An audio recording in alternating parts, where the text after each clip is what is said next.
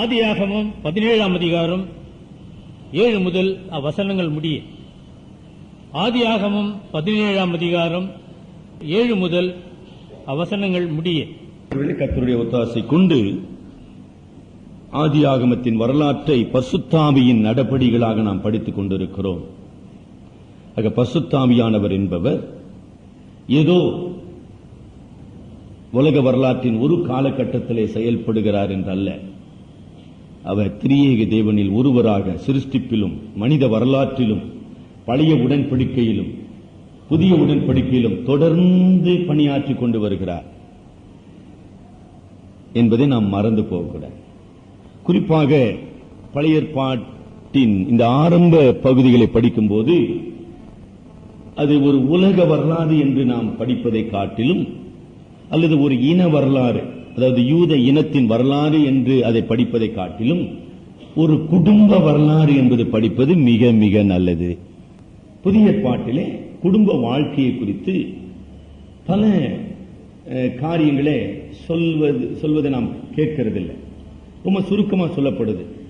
புருஷர்களே மனைவிகளில் அன்பு கூறுங்கள், மனைவிகளே புருஷர்களுக்கு கீழ்ப்படியுங்கள், பிள்ளைகளே பெற்றோருக்கு எல்லா விஷயத்திலும் கீழ். ரொம்ப சிம்பிளா முடிச்சுட்டு போயிடுறார் பவுலோ. ஏன் அப்படி போனாரு? அவருக்கு தெரியும் பழைய ஏற்பாடு திருச்சபையினுடைய அஸ்திபாரம், திருச்சபையினுடைய விசுவாசிகள் பழைய ஏற்பாட்டினுடைய உபதேசங்களை, படிப்பினைகளை, பாடங்களை, வரலாற்றின் நிதர்சனமான உண்மைகளை அறிந்து கொள்வார்கள். இன்றைக்கு நீங்களும் நானும் நம்முடைய கிறிஸ்தவ வாழ்க்கைக்கு பழைய ஏற்பாட்டின் படிப்பினைகளை கற்றுக்கொள்ள வேண்டும். பழைய ஏற்பாட்டினுடைய குடும்ப வரலாறுகளிலே சந்திக்காத எந்த பிரச்சனைய இப்ப நீங்களும் நானும் இப்ப புதுசா சந்திக்கிறோம். ஒண்ணு சொல்லுங்க பார்க்கலாம். இந்த ஆராதனை முடிஞ்ச உடனே, சார் அவங்களாம் எந்த பிரச்சனையை சந்திக்கல சார், நான் ஒரு புது பிரச்சனையை சந்திக்கிறேன், நான் அதை தெரிஞ்சுக்க விரும்புறேங்க, ஆராதனை முடிஞ்ச ஒரு பாடு கொஞ்சம் சொல்லிட்டு போ. ஏன்னா நீங்க மட்டும் பிரச்சனை சந்திச்சா பிரயோஜனம் இல்லைங்களா? அந்த மாதிரி நிறைய பேர் பிரச்சனை சந்திப்பாங்க. அவங்களுக்கு நம்ம ஆலோசனை கொடுக்கணும். எனக்கு அருமையானவர்களே, நம்முடைய எல்லா பிரச்சனைகளுக்கும் வேதம் பரிகாரமாக, வேதம் ஆலோசனை தருகிறதாக, ஆவியானவர் வேதத்தின் மூலமாக நம்மை படிப்பிக்கிறவராக இருக்கிறார். Don't ignore the word of God.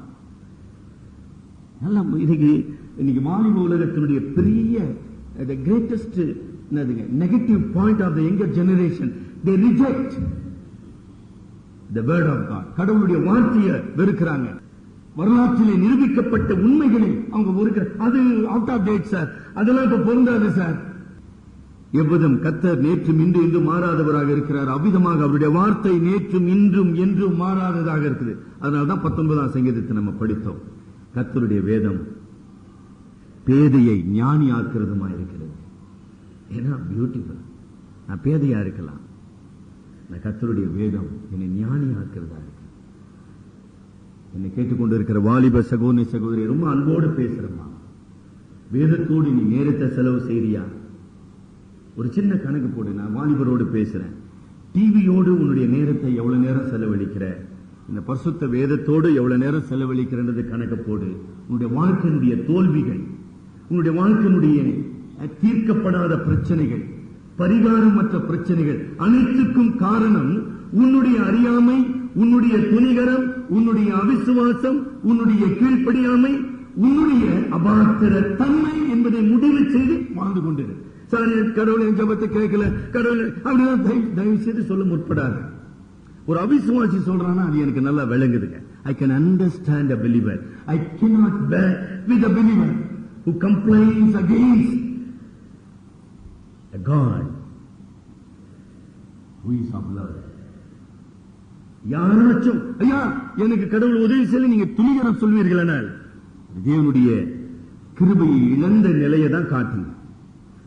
We are not prepared to spend time with the word of God. இல்ல சார் எனக்கு இது சார், சார் எனக்கு அது சார், அப்படியே போயிட்டு இருங்க. அதை நடத்துதான் பாருங்க, உங்க வாழ்க்கைக்கு அது நிம்மதி கொடுக்குதான் பாருங்க. கருமையானவர்களே, ஒரு சுரங்கம் மாதிரிங்க கர்த்தருடைய வேதம். இந்த 17ஆம் அதிகாரத்தை நான் படிக்கும் போது எத்தனை உண்மைகளை தேவன் அப்படியே அதில் பதித்து வைத்திருக்கின்றார். அதை உட்கார்ந்து நிதானமா படிக்கிறோமா? படிக்க முடியல. தோல்வி அடைந்த ஆபிரகாம் தன்னுடைய முறுமுறுப்பினாலும் அவிசுவாசத்தினாலும் தேவனுடைய திட்டத்துக்கு எதிர்த்து கலகம் செய்த சாராய். அவர் சாதாரண சாராய் இல்ல, முறுமுறுத்து தேவனுடைய திட்டத்தை நிராகரித்து தன்னுடைய அவிசுவாசத்தினாலே கலகம் செய்தவள். எப்படி கலகம் செய்தா? இந்த அடிமை பண்ண கட்டிக்கோ. அவதான் சாராய். கடவுளாவது கடவுளுடைய வார்த்தையாவது கடவுளை செயல்படுறத போயா சத்தான் மெட்ராஸ் பாஷை. A rebellious woman, never forget that. She was a very proud woman. நீங்க வரலாற்றை சரியா படிக்க வேண்டும். தன்னுடைய அழகினாலே அவள் அழகானவள். கடவுள் அழகு என்பது கடவுளுடைய ஈவு. தன்னுடைய அழகினாலும் தேவ கிருபையினாலும் அவள் பெற்ற ஆசீர்வாதங்களினாலே சுய பெருமைக்கு அவள் ஆளாயிருந்தாள். அவளுடைய பெருமையை நொறுக்கும்படியாக 90 வயது வரைக்கும் அவளை மகிழ்ச்சியாக கடவுள். தேவனுடைய சித்தத்தை பற்றி படித்துக் கொண்டு இருக்கிறோம். நிறைய பேருக்கு அதை பத்தி எல்லாம் எங்களுக்கு கவலை இல்லைன்னு நினைக்கிறீங்கன்னு நினைக்கிறேன். அதனாலதான் நிறைய பேர் வர்றதில்லை. வியாழக்கிழமை ஜப கூட்டுக்கு தேவனுடைய சித்தமாவது அதாவது எங்களுக்கு எக்கச்சக்கமா வேலை இருக்குது சார். அப்போ ஒரு தம்பி ஒரு கேள்வி கேட்டார், ஐயா ஒரு மனிதன் தேவனுடைய சித்தத்துக்கு கீழ்ப்படியவில்லை என்றால் கடவுள் விட்டுருவாரா? இந்த கடவுள் விடுறவர் இல்லைங்க. அதாவது இந்த பைபிள்ல இருக்கிறாருங்களே அந்த கடவுள் எவனையும் விடுகிறது. Nobody can escape from his mighty hand. ஒரு மனிதனும் தப்பித்துக் கொள்ள முடியாது. சாராய் கீழ்ப்படியவில்லையா? மலடு மீகாள் தெரியுமா? சவுல் ராஜாவுடைய மகள். பெருமை, நான் ராஜகுமார்த்தி, ஐ எம் எ பிரின்சஸ். இவன் தாவீது ஆடு மேய்ச்சிருந்தவன். அப்படியா? அவன் டான்ஸ் ஆடினுக்காம நான் நடந்து தெரியுமா? படிச்சிருக்கீங்களா? மீகாள் பிள்ளையற்றவளாக மரித்து போனாள். she was thrown away. அப்படியாடி போ. சின்ன விஷயம் இல்ல. ஈசாக்கு ஒரு கேள்வி கேட்டார். கடவுளுடைய சித்தம் வெளிப்படுத்தப்பட்ட சித்தத்துக்கு மனிதன் எதிர்த்து நிற்பானால் கடவுள் விட்டுருவாரா? விடமாட்டார். ஈசாக்கு தெளிவா சொன்னார், இரட்ட குழந்தைகள் பிறக்கும், சிறியவன் பெரியவனை ஆண்டு கொள்வான்.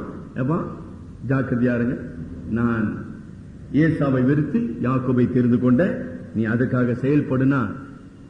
ஈசாக்கு மனப்பூர்வமாக யாக்கோபை நிராகரித்தான், ஏசாவை விரும்பினான். என்ன ஆனாங்க? அவன் என்ன ஆனா? குருடனாக்கப்பட்டான். சொந்த பிள்ளைகளுடைய குரலை அவனால் அடையாளம் கண்டுபிடிக்க முடியும். குருடன். ஆசீர்வாதத்தை இழந்து போனான். 100 வயசு உயிரோடு இருந்தான். என்ன புண்ணியங்க? he cannot enjoy the blessings of God. சரி, ரெபெக்காள் குறுக்கு வழியிலெல்லாம் செயல்பட்டா. பேர பிள்ளைங்க பார்த்தாளா? இல்ல. வரலாறு படிங்க, வரலாறு படிக்கணும். கடவுள் குடும்ப வாழ்க்கையின் மூலமாக உணர்த்துகிறார். நீ குடும்ப வாழ்க்கையில தில்லு முள்ளு பண்ண கடவுளுடைய திட்டம் நடைபெறுமா? நீ அதுல பங்காளியாக இருக்க முடியாது. அவ்வளவுதான். யாக்கோபு திரும்பி வந்த போது பரிவாரத்தோடு 12 பிள்ளைகளோடு திரும்பி வந்த போது அங்க ரெபெக்காள் இல்லை. யாக்கோபை வரவேற்க கடினமான பாடங்கள். ஏன் இந்த பாடங்கள் பதிவு செய்யப்பட்டுள்ளன? நீங்களும் நானும் புதிய ஏற்பாட்டின் விசுவாசிகளாகிய, புதிய உடன்படிக்கையின் விசுவாசிகளாகிய, பழைய உடன்படிக்கையினுடைய உண்மைகளை ஆவிக்குரிய சுதந்திரவாளிகளாக பெற்று அனுபவிக்க வேண்டும். We are the spiritual inheritors of the promises of God. தேவனுடைய ஒப்பற்ற வாக்கு தத்தங்களுக்கு ஆவிக்குரிய சுதந்திரவாளிகள். நீங்களும் நான் அப்படி வாழ்றோமா? இந்த 17ஆம் அதிகாரத்தில் சில அடிப்படையான உண்மைகள் வைக்கப்படுது. பேசிக் ட்ரூத் என்று மறந்து போயிடக்கூடாது. முதலாவது உண்மை, கடவுள் ரட்சிப்புக்கென்று தெரிந்து கொள்ளுகிறார். It's very vital and basic understanding of God's redemption. கடவுளுடைய மீட்பை நாம் விளங்கிக் கொள்ள முற்படும் போது அதில் முதல் விஷயம் கடவுள் தெரிந்து கொள்ளுகிறார். இந்த 17ஆம் அதிகாரத்தில் தம்முடைய விசுவாச சுதந்திரவாளிகளாக ஆபிரகாம் மூலமாக இஸ்ரவேலை தெரிந்து கொள்ளுகிறார். ஆபிரகாம் மூலமாக புறஜாதியாரை தெரிந்து கொள்ளுகிறார். ஆதியாகமம் 17ஆம் அதிகாரம் 23ஆம் வசனம். பிறந்த யாவரையும் பணத்திற்கு கொண்ட அனைவரும் ஆகிய தன் வீட்டில் உள்ள ஆண் பிள்ளைகள் எல்லாரையும் சேர்த்து தேவன் தனக்கு சொன்னபடி 13ஆம் வசனத்திலே உன் வீட்டிலே பிறந்த பிள்ளையையும் உன் பணத்திற்கு கொல்லப்பட்டவனும் விருத்த சேதனம் பண்ணப்பட வேண்டியது அவசியம். அநேக நேரத்தில் நம்ம இஸ்ரவேல் மக்களை மட்டும் நம்ம நினைக்கிறோம். ஆனா கடவுள் அப்படி இல்லை. God is not partial. கடவுள் பட்சபாதம் உள்ளவர் அல்ல.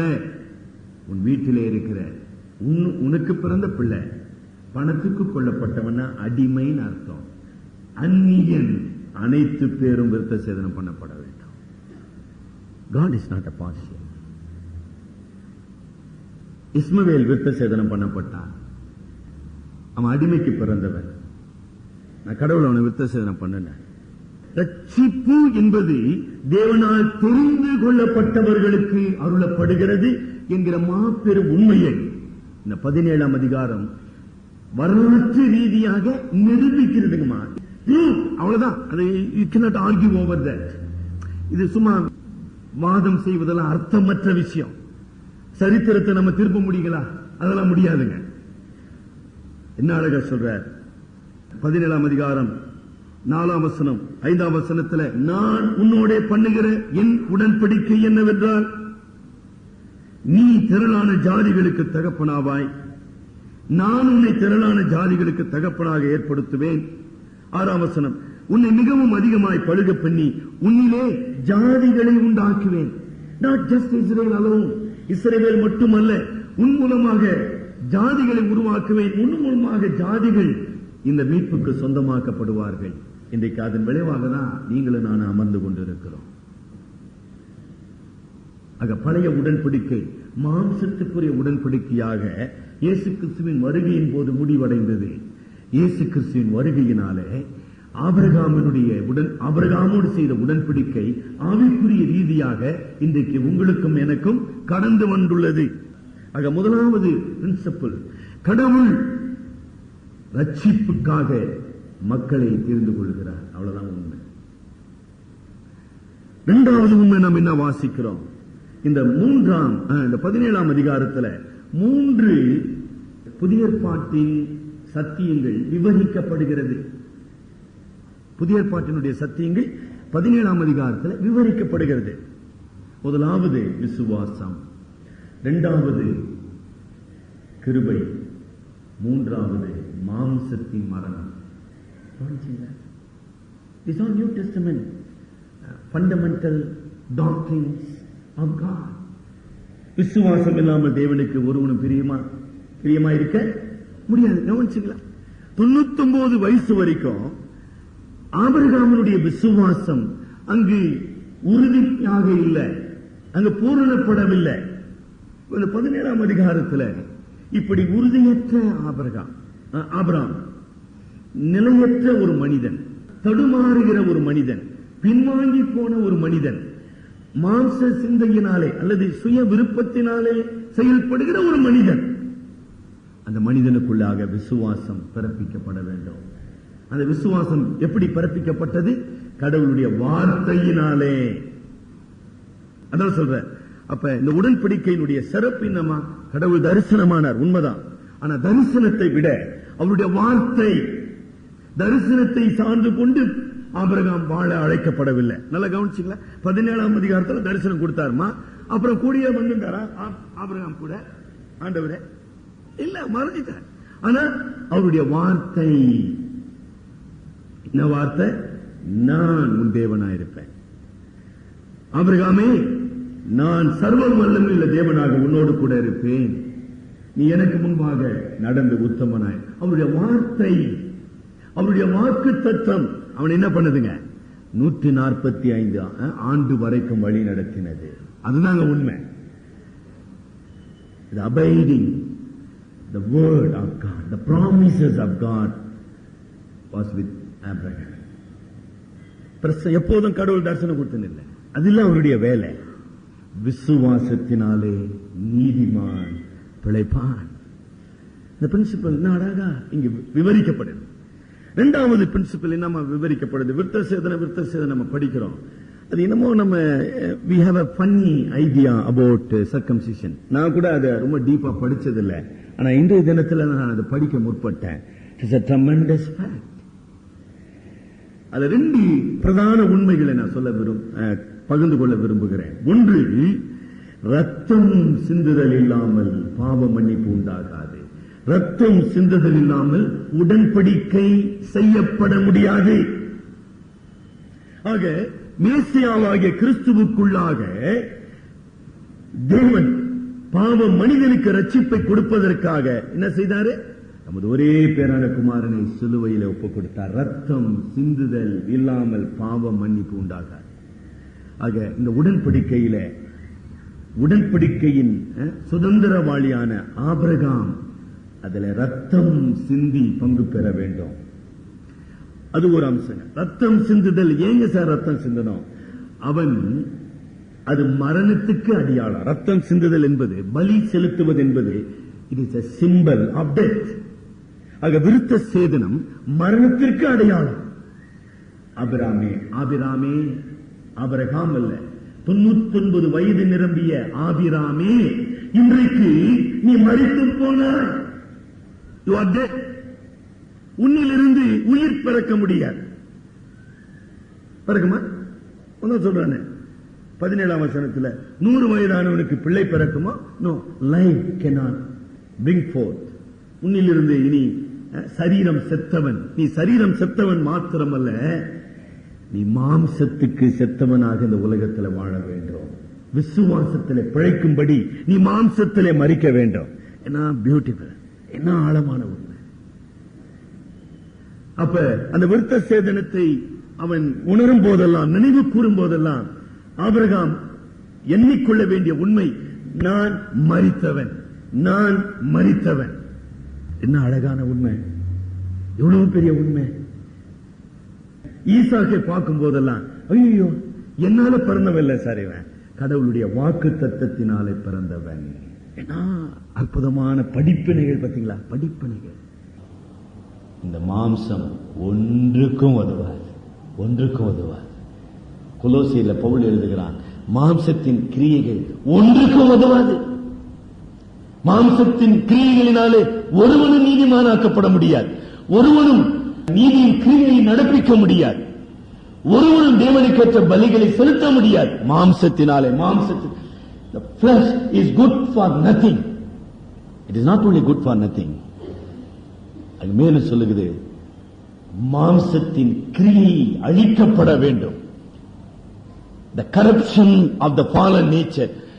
ஆதாமுக்குள் பாவம் சுவாபம் பெற்ற, பாவத்தின் கிரியைகளை நடப்பிக்கின்ற மனிதனுக்குள்ளே மறைந்திருக்கின்ற பாவ இயல்பு அங்கு வெட்டி எரியப்பட வேண்டும். அதுதான் அதனுடைய அர்த்தம்.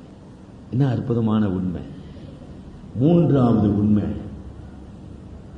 ஆபிரகாமே, நான் உனக்கு உடன்படிக்கை செய்து அந்த உடன்படிக்கையின் அடிப்படையில நீ வாழும்படி உனக்கு வாக்கு தத்தங்களை அருளுகிறேன். I give promises of God, that is grace. நீ இப்பொழுது கிருபையினாலே வாழ வேண்டும். ஏதாச்சும் மாற்றம் இருக்குதுங்களா புதிய ஏற்பாட்டுக்கும் பழைய ஏற்பாட்டுக்கும்? Can you see any difference? No difference. ஆபிரகாமே, நீ கண்டு விசுவாசிக்கிறவனாக அல்ல, வார்த்தையை விசுவாசிக்கிறவனாக வாழ வேண்டும். ஆபிரகாமே, உன்னுடைய சுய முயற்சியினாலேயோ சுய பலத்தினாலேயோ நீ கிரியை நடப்பிக்கிறவனாக அல்ல, தேவனுக்கு முன்பாக பயந்து உத்தமனாய் நடக்கும்படி உன்னுடைய மாம்சத்தின் கிரியைகளை நீ வெட்டி எறிய வேண்டும். இனி நீ மாம்சத்திலே பிழைக்க முடியாது. நீ பிழைக்க வேண்டுமானால் உனக்கு கிருபை அளிக்கப்பட வேண்டும். என்னமா கிருபை? வாக்கு தத்தங்களினாலே. என்ன வாக்கு தத்தம்? 3 வாக்கு தத்தங்களை ஆண்டவர் உனக்கு தருகிறார். முதலாவது வாக்கு தத்தம் என்ன சொல்ற? நான் உன் தேவனாய் இருப்பேன். நான் உன் தேவனாய் இருப்பேன். 7ஆம் வசனம் பாருங்க. உனக்கும் உன் பின்வரும் உன் சந்ததிக்கும் நான் தேவனாயிருக்கும்படி எனக்கும் உனக்கும் உன் பின்வரும் தலைமுறையாக வரும் உன் சந்ததிக்கும் நடுவே என் உடன்படிக்கை. I will be your God. எந்த ஒரு மனிதனும் கடவுளிடத்துல போய் நீ கடவுளாருன்னு சொல்ல முடியாதுங்க. கிருபையினாலே தேவன் உன்னையும் என்னையும் அவருடைய பிள்ளைகளாக, அவருடைய சுதந்திரவாளிகளாக, அவருடைய ரட்சிப்புக்கு சொந்தமானவர்களாக தேவன் தெரிந்து கொண்டார். நான் உன் தேவனாக இருப்பேன். முதலாவது வாக்குத்தத்தம். இரண்டாவது வாக்குத்தத்தம் என்ன சொல்றாருமா? இந்த உடன்படிக்கையை உன்னோடு மாத்திரமல்ல, 8ஆம் வசனம் படுங்க. இந்த வாக்குத்தத்தம் ஒரு நாட்டை குறித்த ஒரு வாக்குத்தத்தமா இருக்குது. 8வது வசனம், பரதேசியாய் சஞ்சரித்து வருகின்ற இந்த தேசம் முழுவதையும் உனக்கும் உன் சந்ததிக்கும் சுதந்திரமாக நான் கொடுப்பேன். அந்த வாக்குத்தத்தம் 2 உண்மைகளை உணர்த்துதுன்னு எபிரேயர் ஆசிரியர் சொல்கிறார். எபிரேய ஆசிரியர், நீங்க வீட்டில் போய் எபிரேயர் 4ஆம் அதிகாரத்தை படிங்க.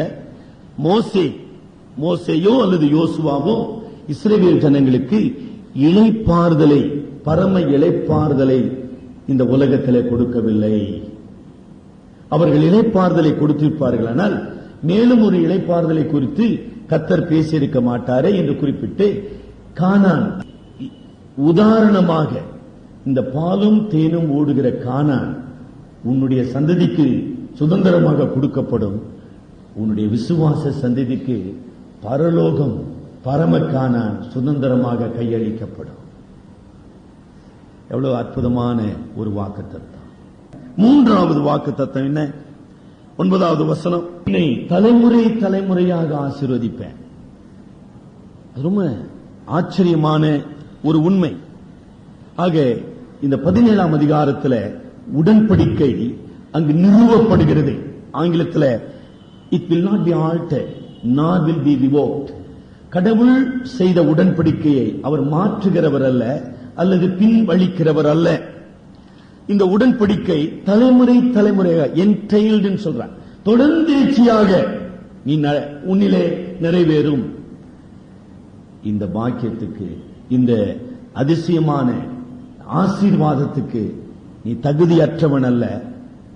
ஆனால் கிருபையினாலே இந்த உடன்படிக்கையின் ஆசீர்வாதங்கள் உனக்கு சொந்தமாக்கப்படுகிறது. ரொம்ப ஆச்சரியமான ஒரு உண்மை. அப்படியே ஆபிரகாம் நிலைகுலைந்து போயிடுறான், அதிசயிக்கிறான். மரணம் என்கிற உண்மையினாலே ஆபிரகாம் உணர்த்தப்படுகிறான். ஆபிரகாமே, நீ மரித்தவன். நீ ஒரு வாரிசையோ, ஒரு பிள்ளையையோ, ஒரு சுதந்திரத்தையோ உன்னால உருவாக்க முடியாது. என்னுடைய வார்த்தையினாலே நான் உருவாக்குகிறேன். ஆனால்தான் ஈசாக்கு வாக்கு தத்தத்தின் மகன் என்று அழைக்கப்படுகிறான். அது மாத்திரமல்ல, ஆபிரகாமே, நீ உன்னுடைய வாழ்க்கையில தவறினன் மாத்திரமல்ல, நீ மெய்யான விசுவாசமற்றவனாக நிலை தவறினவன். You have no moral value. உன்னுடைய கடந்த கால வாழ்க்கையின் அடிப்படையில் இன்றைக்கு நீ தகுதி இழந்தவன். தேவனுடைய பார்வையிலே நீ உத்தமனாக உன்னை நிரூபிக்கவில்லை, நிலைநிறுத்தவில்லை. You have no moral standing before a righteous God. ஆகையினாலே நீ ஒரு பாவியாக மரண தண்டனைக்கு உரியவன். அதனுடைய அடையாளம் தான் விருத்த சேதனம். ஏன் ஆண்டவரை விருத்த சேதனம் பண்ணணும்? உன்னுடைய பிறப்பு விக்கிரக ஆராதனை, உன்னுடைய கலாச்சாரம் விக்கிரக ஆராதனை வழிபாடு, உன்னுடைய கடந்த கால வாழ்க்கையெல்லாம் தோல்வியின் வாழ்க்கை. இவைகளிலிருந்து நீ மீட்கப்பட வேண்டுமானால் நீ மரண தண்டனையை பெற வேண்டும். அதற்கு அடையாளமாக இந்த விருத்த சேதனத்தை நீ செய்ய வேண்டும். நம்ம வாசித்தோம் 23ஆம் வசனத்துல, இஸ்மவேல் எல்லாரும் பெரிய பெரிய ஆண்கள் என்ன யோசிச்சிருப்பாங்க? யோ, இந்த கிழவனுக்கு ஒரு வேலை இல்லை, வயசான காலத்துல பைத்தியம் பிடிச்சிக்குது, என்னத்துக்கு சார் இதை செஞ்சுக்கிறாம? It is painful. அது 8ஆம் நாளிலே குழந்தைக்கு செய்யப்பட வேண்டிய அந்த விருத்த சேதனம் இன்றைக்கு 100 வயசு நிரம்பிய ஆபிரகாம் செய்யறான். It is humiliating experience. அவனை தாழ்மைப்படுத்துகின்ற ஒரு அனுபவம். பரியாசம் பண்ணுகிற மக்கள், அதை தடை செய்கிற மக்கள், ஓ எனக்கு வேணாயா, ஈஸியா சொல்லலாம். நல்லா கவனிச்சுங்களா? It is not easy thing to do. It's very painful. Unless you believe the God of the covenant. இந்த உடன்படிக்கையின் கடவுள் யார் என்பதை நீ விளங்கிக் கொள்ளவில்லை என்றால், நீ விசுவாசிக்கவில்லை என்றால், இந்த உடன்படிக்கைக்கு நீ கீழ்ப்படியவே முடியாது. ஒரு சின்ன உதாரணம் சொல்றேன். யாத்திராகமம் 4ஆம் அதிகாரம் 4ஆம் வசனத்திலே கடவுள் மோசேக்கு தரிசனமாகி ஒரு காரியத்தை சொல்றார். வழியிலே தங்கும் இடத்தில் கர்த்தர் அவனுக்கு எதிர்ப்பட்டு அவனை கொல்ல பார்த்தார். அப்பொழுது சிப்போரால் கருக்கான ஒரு கல்லை எடுத்து தன் புத்திரனுடைய நுனித்தோலை அறுத்து அதை அவன் கால்களுக்கு முன்பாக எறிந்து, நீர் எனக்கு இரத்த சம்பந்தமான புருஷன் என்றால், பின்பு அவர் அவனை விட்டு விலகினார். அப்பொழுது அவள் விருத்த சேதனை நிமித்தம் நீர் எனக்கு இரத்த சம்பந்தமான புருஷன் என்றாள். அப்ப என்னங்க அம்மா நடந்ததாங்க? மோசேக்கு யார் ஆபிரகாமின் கடவுள்னு தெரியாது, ஏன் இந்த உடன்படிக்கைன்னு தெரியாது, அந்த உடன்படிக்கையின் உண்மை என்ன என்று அவனுக்கு புரியாது. அப்படிதான் இருந்தான். மோசே தன்னுடைய பிள்ளைகளை விருத்த சேதனம் பண்ணவில்லை. Unless you know the God of the covenant, you cannot obey the covenant. அது ஆண்டவர் அங்கு சொல்லிக் கொடுக்கிறார். இரண்டாவது படிப்பினை நாம் என்ன பார்க்கிறோம்? விசுவாசத்தினாலே ஆபிரகாம் வாழ வேண்டும். ஈசாக்கு வாக்குத்தத்தத்தின் மகன், ஈசாக்கு உயிர்த்தெழுதலின் மகன். ஆதியாகமம் 22ஆம் அதிகாரத்துக்கு வரும்போது அதை நம்ம படிப்போம். இப்ப ஈசாக்கை பார்க்கும் போதெல்லாம் செத்த சரீரம் ஒரு உயிரை பிறப்பிக்குமா? பிறப்பிக்க முடியாது. ஆக யார் இவன்? உயிர்ப்பிக்கப்பட்ட மனிதன், உயிர்த்தெழுதலின் பிள்ளை. மனித கிருபை என்பது மனிதனுடைய இயலாமையிலே அவனுக்கு அருளப்படுவது. ஆங்கிலத்தில் man's extremity is God's opportunity. மனிதனுடைய இயலாமைக்கு கொண்டு வந்து அவனை நிறுத்தி, ஆபிரகாமை நிறுத்தி, இப்பொழுது நான் உனக்கு ஒரு ஆசீர்வாதத்தை தருகிறேன். ஆக மனிதன் அதை குறித்து பெருமைப்பட முடியாது. அதற்கு அவன் தகுதியுள்ளவனு கிடையாது. நம்ம ஏற்கனவே சொல்லிட்டோம், அவன் மரணத்துக்குரியவன், தேவனுக்கு முன்பாக நீதியற்றவன், தேவனுக்கு முன்பாக உண்மையற்றவன், தேவனுக்கு முன்பாக சாபத்துக்குரியவன். ஆக அப்படிப்பட்ட மனிதனுக்கு தேவன் இந்த ஆசீர்வாதத்தை கட்டளையிட்டார். அது ஒரு பருவத்துல கிருபங்கமா. நீங்க சாராயை கொண்டு வருவீர்களானால், இங்கே பாத்தீங்களா என்ன அழகா சொல்றார். 15ஆம் வசனம் படிங்க. 17-15. ஆபிரகாமை நோக்கி, உன் மனைவி சாராயை இனி சாராய் என்று அழையாதிருப்பாயாக, சாராள் என்பது அவளுக்கு பேரா இருக்கும். ஆபிரகாம் சாராய் என்கிற 2 பெயரிலே எபிரேய எழுத்தின் 5வது எழுத்து சேர்க்கப்படுகிறது. ஹா. ஆபிரகாம். ஹா மாத்திரம் இல்லைங்க, ஜெகோவா. யெகோவாவினுடைய கடைசி எழுத்து ஆபிரகாமோடும் சாராயோடு இணைக்கப்பட்டு, நீங்கள் எனக்கு சொந்தமானவர்கள். என்ன அற்புதம் இல்லைங்களா? யாரும் கண்டுபிடிக்கலைங்க, கடவுள் சொன்னார், என்னுடைய கிருபைக்கு பாத்திரமானவர்கள். சரி, இந்த சாராயை பத்தி 2 வார்த்தை சொல்லுங்க. கானான் தேசத்துல ஒரு அனாதை பரதேசி, அதான் அவளுடைய ஸ்டேட்டஸ். கானான் அவளுக்கு சொந்தமானதல்ல, அவள் சீமாட்டி அல்ல, அவள் ஒரு பரதேசி. முதலாவது உண்மை. இரண்டாவது உண்மை, அவள் ஒரு மலடி. மலடி என்ற அடிப்படையில அவள் நிந்தைக்கு உரியவள். இன்றைக்கு வரைக்கும் நம்முடைய கலாச்சாரத்தில், அதாவது ஏசியன் கலாச்சாரத்தில், பிள்ளையற்றவர்களை நாம கனம் பண்ணுகிறது இல்லை, அவர்களுக்கு முதலிடம் கொடுப்பதில்லை. அதே உண்மைதான். மலடி என்கிற நிலையில அவள் நிந்தையை சுமந்தவள். மூன்றாவதாக முறுமுறுத்து தேவனுடைய திட்டத்தை எதிர்த்தவள் என்று நம்ம பார்க்கிறோம். தேவனுடைய திட்டத்தை எதிர்த்தவள். ஆனா சாராள் என்பது அவள் ராஜகுமாரத்தி என்று பெயர் வைக்கிறார் கடவுள். ஒரு அனாதை பெண் ராஜகுமார்த்தியாக உயர்த்தப்படுகிறார். அவளை உயர்த்தினது கிருபை. ஏசாயா 54ஆம் அதிகாரம் 1ஆம் வசனம் படிங்க. ஏசாயா 54. பிள்ளடியே, கற்ப வேதனைப்படாதவளே, கம்பீரமாய் பாடி ஆனந்த சத்தமிடி, வாழ்க்கைப்பட்டவளுடைய பிள்ளைகளை பார்க்கிலும் அநாத ஸ்திரீயினுடைய பிள்ளைகள் அதிகம் என்று கர்த்தர் சொல்லுகிறார். கிரேஸ். சாராள் ஈசாக்கை பார்க்கும்போது, என்னுடைய தகுதி, என்னுடைய ஒண்ணுமே கிடையாது மாணி. கவனிக்கணும், கிருபை என்றால் என்ன? தகுதியற்றவர்களுக்கு காட்டப்படும் தயவு. அதோடு இன்னொரு உண்மையை நாம சேர்க்க வேண்டும்.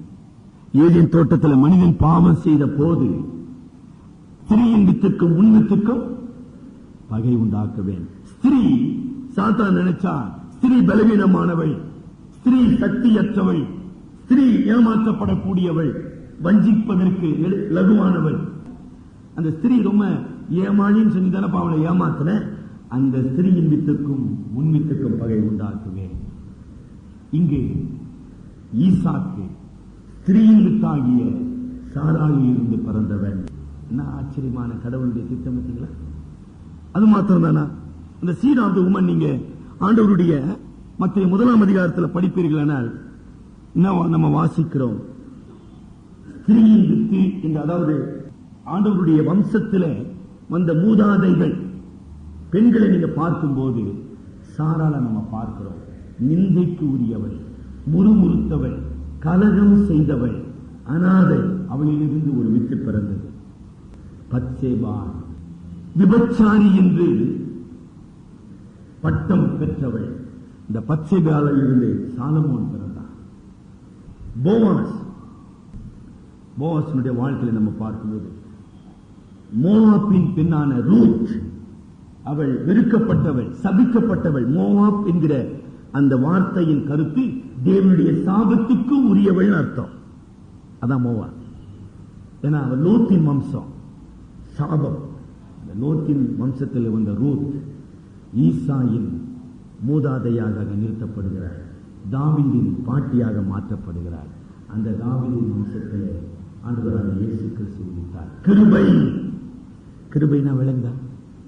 தகுதியின் அடிப்படையில் அல்ல, தேவனுடைய இரக்கத்தின் அடிப்படையில். இந்த உடன்படிக்கை என்ன செய்யப்பட்டது? நிறுவப்பட்டது. இந்த உடன்படிக்கை ஆபிரகாமின் வம்சங்கள் தொடர்ந்து செய்ய வேண்டும். ஏன் செய்ய வேண்டும்? விருத்த சேதனம். 2 புதிய ஏற்பாட்டின் வசனங்களை நம்ம படிப்போம். அப்போஸ்தலர் 7ஆம் அதிகாரம் 8ஆம் வசனம். ஸ்தேவான் ஆபிரகாமை குறித்து பேசும்போது இந்த வார்த்தை சொல்ற. அப்போஸ்தலர் 7:8 ஒருத்தர் படிங்க, இன்னொருத்தர் ரோமர் 4:11. உடன்படிக்கையை அவனுக்கு ஏற்படுத்தினார். ஈசாக்கை பெற்ற போது 8ஆம் நாளிலே விருத்த சேதனத்தின் உடன்படிக்கை என்கிற ஒரு காரியத்தை அங்கு ஸ்தேவான் குறிப்பிடுகிறார். என்ன ஆச்சரியமான ஒரு உண்மை. ரோமர் 4ஆம் அதிகாரம் 11ஆம் வசனத்தில், ரோமர் 4:11, மேலும் விருத்த சேதனம் இல்லாத காலத்தில் அவன் விசுவாசத்தினாலே அடைந்த நீதிக்கு முத்திரையாக விருத்த சேதனமாகிய அடையாளத்தை, விருத்த சேதனம் நீதியின் அடையாளமாக கொடுக்கப்பட்டது, நீதியா செயலாக அங்கீகரிக்கப்படவில்லை. கவனிச்சீங்களா? அவன் விசுவாசத்தினாலே அடைந்த நீதிக்கு முத்திரையாக விருத்த சேதனம் என்கிற அடையாளம் கொடுக்கப்பட்டது. ரொம்ப முக்கியமான வார்த்தை. ஆகையினாலதான் விசுவாசத்தினாலே ஆபிரகாம் நீதிமானாக்கப்பட்டான் என்று தொடர்ந்து பவுல் அப்போஸ்தலன் பேசுகிறார்.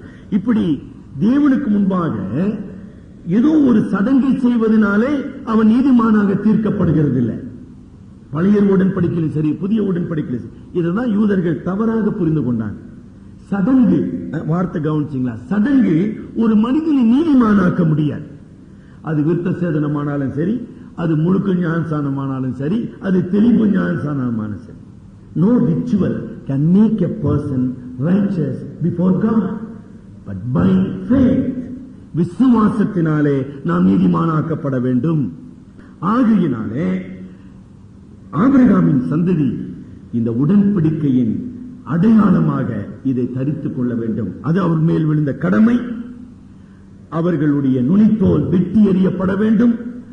இந்த ரத்தம் சிந்துதலினாலே அவர் உடன்படிக்கையை கடைபிடிக்கிறார்கள் என்று இந்த உலகத்துக்கு அறிவிக்கப்பட வேண்டும். இந்த அவர்களுடைய நுனித்தோல் ரத்தம் சிந்துவது மேசியாவுடைய ரத்தம் சிந்துதலுக்கு ஒரு அடையாளமாக கொடுக்கப்பட்டது. ரத்தம் சிந்துதல் மூலமாக அவர்கள் தங்களுடைய இயலாமையை அறிக்கை செய்ய வேண்டும். புறஜாதிகளும் அடிமைகளும் கூட விருத்த சேதனம் பண்ணப்பட வேண்டும். மிக தெளிவாக 5வது உண்மை, விருத்த சேதனம் பண்ணப்படாதவன் அறுப்புண்டு போவான். ரொம்ப பயங்கரமான ஒரு உண்மைமா. நம்ம வாசித்தோமா? 17ஆம் அதிகாரம் 14ஆம் வசனம். ஆதியாகமம் 17:14 விருத்த சேதனம் பண்ணப்படாதிருக்க நுனித்தோளில் உள்ள ஆண் பிள்ளை இருந்தால் அந்த ஆத்துமா என் உடன்படிக்கையை மீறினபடியினால் தன் ஜனத்தில் இராதபடிக்கு அறுப்புண்டு போவான். அது யாரா இருந்தாலும் சரி. அப்ப உடன்படிக்கை என்பது மிக பயபக்திக்குரிய ஒரு காரியம். தேவனுக்கு முன்பாக நாம் செய்யக்கூடிய ஒரு உறுதி பிரமாணம். ஏன் நம்ம இதை வலியுறுத்துறோம்? ஆனால்தான் கலாத்திய நிருபத்தில் பவுல் எழுதும் பொழுது, கலாத்திய விசுவாசிகளே, நீங்கள் ஆவியில் ஆரம்பம் பண்ணினவர்கள் மாம்சத்தின் கிரியில போய் நீங்க முடிக்க போறீங்களாப்பா? தேவன் உங்களை தமது கிருபையினாலும் தமது இரக்கத்தினாலும் தம்முடைய சுவிசேஷத்தினாலும் தமது ஆவியினாலும் ரட்சித்த அந்த இயேசுவை நீங்கள் மறுதலித்து நீங்க ஒரு சடங்காச்சாரத்துக்கு அடிமையாக போறீங்களா அப்படின்னு பேசிக்கொண்டு போகிறார். ஆக நீங்களும் நானும் விசுவாசத்தின் பிள்ளைகளாக தேவனோடு ஞான ஸ்நானத்தின் மூலமாக செய்யப்பட்ட உடன்படிக்கைக்கு உண்மையுள்ளவர்களாக வாழ தேவன் நம்மை அழைக்கிறார். சரி, அதனுடைய முடிவை நம்ம பார்த்து இந்த அதிகாரத்தை நம்ம முடிக்கலாம். 17ஆம் வசனத்துல ஆபிரகாமுடைய பதில் செயலை நம்ம பார்க்கிறோம். ஆபிரகாம் முகம் குப்புற விழுந்தான். கிருபையை பெற்ற ஆபிரகாம் தன்னை தாழ்த்தினான். a great humility, இல்லைங்களா? அப்புறம் அவன் நகைத்தான், a great jubilee. அவன் சந்தோஷப்பட்டான் என்பதை நம்ம பார்க்கிறோம். அது மாத்திரமல்ல, அவனுடைய அறிக்கை இங்க நமக்கு தமிழ்ல கேள்விக்குறி, அதாவது ஒரு சந்தேக கேள்வியாக கொடுக்கப்படுதுங்க. ஆனா சந்தேக கேள்வி அல்ல. அதாவது 100 வயதானவனுக்கு பிள்ளை பிறக்குமோ 90 வயதான சாராளுக்கு பிள்ளை பிறக்குமோ என்று அவன் இருதயத்திலே சொல்லிக் கொண்டான். அதாவது கடவுளுடைய அற்புதமான வல்லமையை அவன் விவரித்தான். a great appreciation for God's plan and God's grace. முகம் குப்புற விழுந்தான். கர்த்தருடைய ஆசீர்வாதத்தினாலே சந்தோஷப்பட்டான். கர்த்தருடைய அதிசயத்தை சொல்லி மகிழ்ந்தான் என்று நம்ம பார்க்கிறோம். தொடர்ந்து நம்ம அங்க படிக்கும் போது ஒரு ஜெபம் பண்றான், இல்லைங்களா? 18-19 வசனங்களிலே இஸ்மவேலுக்காக ஜெபிக்கிற ஒரு ஆபிரகாமை நம்ம பார்க்கிறோம். நான் சொன்ன குடும்ப வாழ்க்கையினுடைய படிப்பினைகளை கற்றுக்கொள்ளுகிறோம். ஆக ஈசாக்கு வாக்குத்தத்தத்தின் மகனாக வரப்போகிறான். அப்ப இந்த இஸ்மவேலுடைய நிலை என்ன? The concern, a fatherly concern for the child, இல்லைங்களா? இஸ்மவேலுக்காக அவன் ஜெபிக்கிறான். அந்த ஜெபம் என்பது பெற்றோருடைய கடமை. தேவன் நமக்கு கொடுத்த பிள்ளைகளுக்காக இடைவிடாமல் பாரத்தோடு கண்ணீரோடு ஜெபிக்க வேண்டும். பாருங்க, ஆபிரகாம் டைமை வேஸ்ட் பண்ணவே இல்லை. பாருங்க, காற்றுள்ள போதே தூத்திக்கொள். உடனே ஜெபிக்கிறான், ஆண்டவரே இந்த இஸ்மவேலை நீ தள்ளிடுவரா சாமி? இந்த இஸ்மவேல் உடன்படிக்கைக்கு வெளியே போயிடுவானா? இந்த இஸ்மவேல் உண்மை அறியாத போயிடுவானா? இந்த இஸ்மவேல் உங்களுடைய ஆசீர்வாதத்தை பெறாத போயிடுவானா? இல்லைங்களா? இவ்வளவு பெரிய ஆசீர்வாதங்களை தேவன் தந்தார். அப்ப அவனுக்காக ஜெபிக்கிறான், இல்லைங்களா? அப்ப ஆண்டவர் சொல்றாரு, நான் அவனை ஆசீர்வதிப்பேன். ஆனா அந்த உலகத்துக்குரிய ஆசீர்வாதங்களினாலே அவனை பிரபுவாக்குவேன். அவன் பலுகி பெருகுவான். அவன் எல்லாருக்கும் விரோதமாக அவன் பலமுள்ள மனிதனாக இந்த உலகத்தில் வாழ்வான். ஒருவன் அவனை அழிக்க முடியாது. சரி, அது ஒரு நிலை. ஆனா ஒரு தகப்பனாக ஜெபிக்கின்ற ஒரு ஆபிரகாமை நம்ம பார்க்கிறோம். தகப்பனாக பிள்ளைகளுடைய ஆவிக்குரிய எதிர்காலம், ஆண்டவரே அவன் உடன்படிக்கையில நிலைத்திருக்க வேண்டும், உடன்படிக்கையின் சுதந்திரவாளியாக வாழ வேண்டும், உம்முடைய நாமத்துக்கு சாட்சியா. பிரையாரிட்டி ஃபார் ஸ்பிரிச்சுவல் பிளெஸிங்ஸ், ஆவிக்குரிய வாழ்வுக்கு முதலிடம். நம்ம எல்லாம் கடைசியில தான் அதை தேடிக்கொண்டிருக்கிறோம். ஆனா ஈசாக்கு ஜெபிச்சாரா? ஒப்பிடு பாருங்க. ஆபிரகாம் ஜெபிச்சான். இஸ்மவேலுக்காக அடிமை இடத்துல பிறந்த மகனுக்காக ஆபிரகாமுடைய உள்ளமெல்லாம் கரைந்தது. ஆனா ஈசாக்கு தன்னுடைய மூத்த குமாரன் இந்த ஏசா இப்படி தலைவலியா இருக்கிறான ஜெபிச்சானு எங்காச்சும் பைபிள்ல படிச்சீங்க? இல்ல. வேட்டைக்காரி ஆட்டினு வரியாப்பா, இன்னைக்கு சண்டேங்க நல்ல ஃபர்ஸ்ட் கிளாஸ் சாப்ஸா போட்டுனுவாங்க. அதான விரும்பினா ஈசாக்கு? வேட்டைக்கறி, மான் கறி, சூப்பர் சார், சிக்கன் 67 அப்படியே எத்தனுவான். பாவி, இந்த கானான் தேசத்துடைய சுதந்திரவாளியா நீ வாழணுமேடா. வில்லும் அம்பிமாவும் ரட்சிக்கும். தேவனுடைய ஆசீர்வாதத்தை, சேஷ்ட புத்திர பாகத்தை இழப்பது மாத்திரமல்ல, தேவனுடைய வாக்குத்தத்தத்தின் சுதந்திரவாளியா வாழாதபடி நீ இழந்து போனியப்பா. அதுக்காக எங்கேயாச்சும் துக்கப்பட்டான்னு பார்த்தீங்களா? ஏசா புலம்பி அழுதான், ஆனால் ஈசாக்கு அழவில்லை. ஒரு ஈரமற்ற மனதை உடையவனாக ஈசாக்கு. It's a great lesson. இன்னைக்கு நாம அதான் விரும்புறோம். நம்முடைய தேவைகளை நம்மள பிள்ளைகள் சந்தோஷப்படுத்தினா போதுங்க. அவங்க கடவுளுக்கு பயப்படுறாங்களா, கடவுளுக்கு கீழ்படுறாங்களா? ஐயோ அதெல்லாம் வேணாம் சார், என்ன நல்லா வச்சுக்கிறான் சார் புள்ள, தட்னா பட்டன் தட்னா எல்லாம் வந்துரு சார். ஓஹோ, ஆபிரகாம் ஜெபிக்கின்ற ஒரு மனிதனை பார்க்கிறோம். அது மாத்திரமல்ல, அந்த 99 வயதுல கூட அவன் தன்னுடைய வீட்டின் மீது அதிகாரம் உடையவனாக இருந்தான். 23ஆம் வசனம் கவனிச்சீங்களா? He exercised full authority over his household. நான் தகப்பன்மாரிடத்துல பேசுறேன். தகப்பன்மார் இன்னைக்கு நம்ம எளிதில சொல்றோம், பிள்ளை ஆடுங்களா சார், யார் சார் கேட்க போறா, ஞாயிற்றுக்கிழமையில டிவி போடக்கூடாதுப்பா, அப்படி ஒரு சட்டம் ஏதாச்சும் போட்டுக்கிறீங்களா? யார் சார் கேட்பா? ஆபிரகாம் 99 வயதுல தன்னுடைய முழு, அவனுக்கு 430 போர் வீரர்கள் ஞாபகம் இருக்குதா? படிச்சல சோதம் குமாரில போய் சண்டை போட்டாங்களே, அவங்களுக்கெல்லாம் குடும்பங்கம்மா, அவங்களுக்கெல்லாம் பிள்ளைங்க இருந்தாங்க. அத்தனை பேரும் விருத்த சேதனம் பண்ணப்பட்டார்கள். என்ன ட்ரெமெண்டஸ்!